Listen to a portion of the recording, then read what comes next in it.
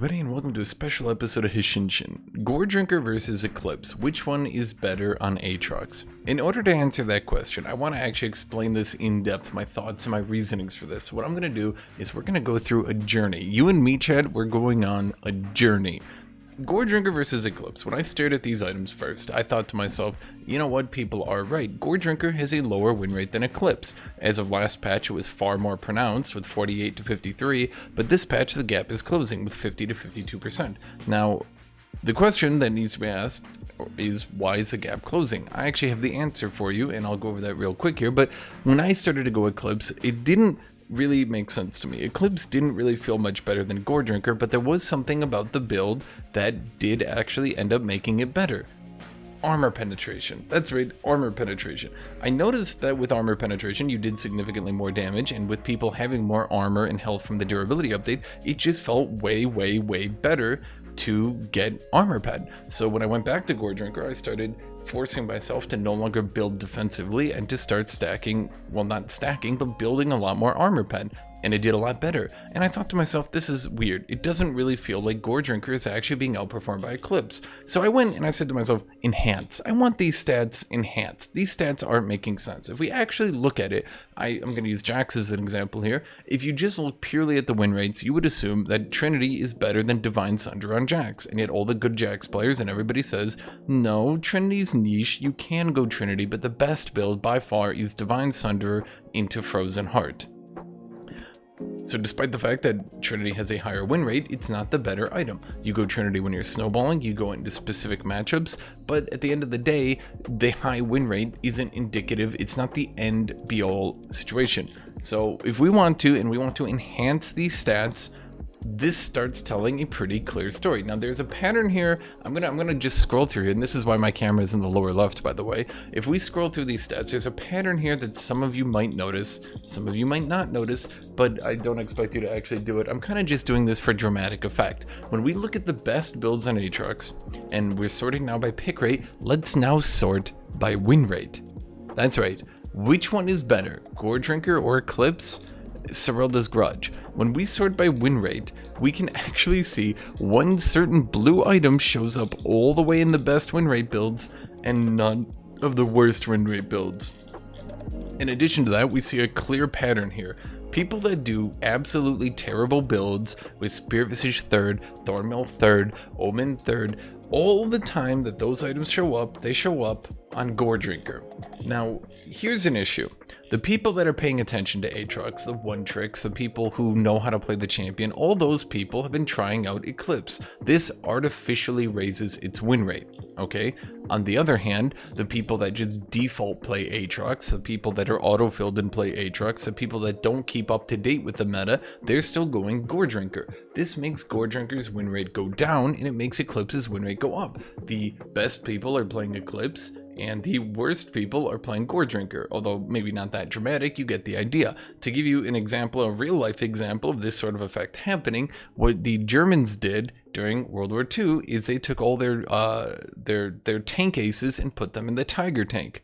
Now this made the Tiger have incredible stats because all their best pilots were in it, but when you really started to break apart the stats, you noticed that, well, okay, you're artificially increasing it and making it look far better than it already is.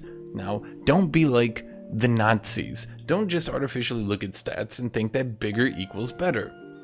That's why they're stupid, by the way. Anyway, stupid anecdote that doesn't really make sense aside, if we actually start breaking apart these stats, we can see that Goredrinker into Distance into Serylda's performs just as well as Eclipse into Black Cleaver is into Serylda's. Both these builds are neck and neck, both these builds are extremely powerful. However, here's my argument, and I'm gonna go to all ranks so we can get way more games played, because we're only looking at a few thousand games played. When we go into all ranks, we can notice here that building triple defensive options is terrible. Every single one of the good builds uses Serylda's and stays above about a 60% win rate.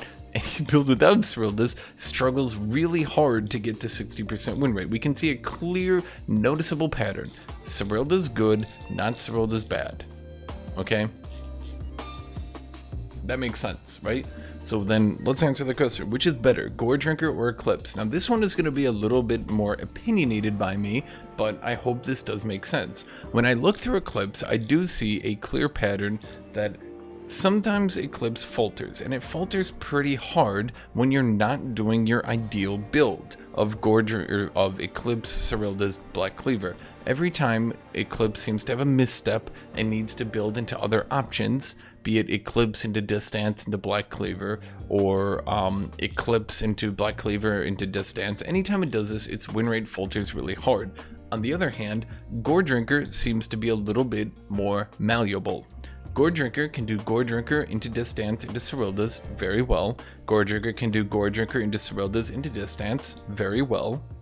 Goredrinker is more malleable and can choose to go into these more defensive options so long as you have Serylda's by your third item. Goredrinker is more malleable and more able to go into these other options. If I try to look here, we can see that even, although we're only looking at 800 games, even Goredrinker into Maw into Serylda's still does fairly decent. Maw is a bit overrated right now. I don't think it's doing very well. 90% of the time, I think it's better to just build damage into mages and just drain tank them with the durability update.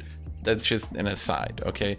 But yeah, you can see anytime Maw shows up, the win rates start going down. So what is my opinion? I think that Goredrinker can decide to go into a Distance much more easily than Eclipse can decide to go into Distance. This means that most of the time when Eclipse is doing well, and if we go into Plat Plus and we see this, most of the time when Eclipse is doing well, when you're already winning the game, likely. You're going Eclipse, Black Cleaver, Serylda's. You're building 1, 2, 3 damage items in a row. You're not being one-shot. You're able to get into those 3 items. So basically, you are already fed. You are already winning the game. And then we can see consistently, and if we go back into all ranks here to try to get more data here, you can see that when Eclipse falters and needs to go into a Distance because they're dying, that its win rate drops substantially. Compared to Goredrinker, which again, if you do Goredrinker into Serylda's into Distance, it does way better.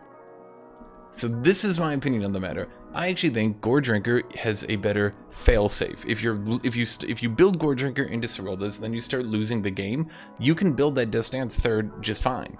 Now there's one last build. It's not very popular right now, but I've been advocating that it actually isn't as bad as you think. I don't think it's going to show up here at all. No, it's not. Okay. Goredrinker into Serylda's into Black Cleaver, in my opinion, actually is an option that you can do to sort of mimic this Eclipse Black Cleaver Serylda's build.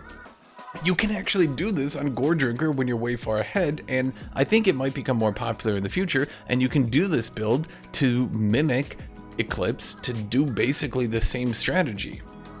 Now, are these 2 items different enough that I would say you shouldn't build Eclipse? No.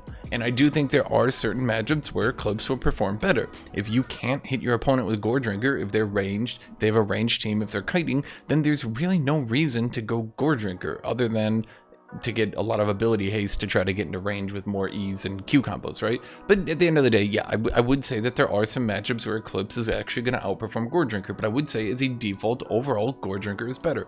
But with the caveat, if you feel more comfortable with Eclipse, then you should just go Eclipse, and that's fine. I'm not saying it's bad at all. I'm actually saying that's quite fine. The 2 items don't seem to have any noticeable win rate differences between them at every rank I've looked at. And even once we go to the highest ranks at Masters Plus in this patch, we can see that the items are practically neck and neck. Now, will Eclipse's win rate go lower the higher pick rate it goes? Yes. And that's why I do think that, I do believe that Goredrinker overall is better than Eclipse, but I don't think the 2 items have a noticeable enough power difference that you should really honestly care that much. Most of your games are not going to have the difference being whether or not you win Eclipse or Goredrinker. The entire point of this video, though, if you want me to be blunt, the entire point of this video is go Serylda's by your third choice. You must do that. Remember, the less armor your opponent has, the better you do. I'm looking at Masters Plus. Let's look at Plat Plus. The more armor your opponent has, the less damage you will do, the less you will heal. The durability update gave everyone more health. It gave everybody more armor. That means you need more damage to kill people, and they have more armor, so you heal less. Serylda's has always been phenomenal on Aatrox, and now if you go Serylda's, you don't die instantly because of the durability update. So this item is actually massively good. I highly advocate, if you are playing Aatrox, you must. This speaks for itself, okay? Let me go through this once again, just so you can see night and fucking day. Every Serylda's Grudge by third is at the top of this list. Not going Serylda's is all at the bottom. Even with these low pick rates, this is consistency, the like of which I have never seen in my goddamn life. This is like a statistician's goddamn dream. Consistently, every single build with Serylda's is outperforming every single build without Serylda's, with the one statistical outlier of this janky Goredrinker Death Stance Guardian Angel build, okay? So that's the point of this video. Just please, Serylda's third is your best choice. Which one do you want to go, Goredrinker or Eclipse? That's up to you. Just do whatever makes you feel comfortable, okay? Make sure to like, make sure to subscribe, make sure to leave a comment. You can join my Patreon, and you can continue to support videos like this and more in the future. You can, or I should say, special shout out to all my YouTube members. All of you are very great. Thank you, everybody. That's it. So just thank you for watching. Thank you for being here. Which is better, Eclipse or Goredrinker? Honestly, I think Goredrinker, but whichever you want to do, that's probably the best option for you.